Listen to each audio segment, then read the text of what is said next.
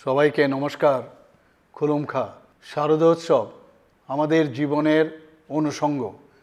এই উৎসব সকল জাতি, ধর্ম, বর্ণ ও সম্প্রদায়ের মানুষকে একাত্ম করে তোলে।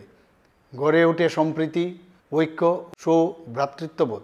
আসন্ন শারদোৎসবের দিনগুলোতে প্রতিটি এলাকায় পারস্পরিক সৌহার্দ্য বজায় রাখা, শান্তি শৃঙ্খলা রক্ষা এবং নেশার বিরুদ্ধে জনচেতনা সৃষ্টি করা সকল নাগরিকদের দায়িত্ব।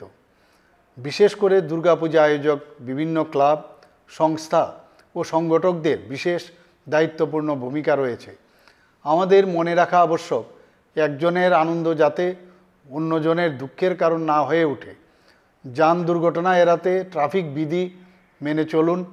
দ্রুত গতিতে ও নেশাগ্রস্ত অবস্থায় যানবাহন চালানো দুর্ঘটনার প্রধান কারণ।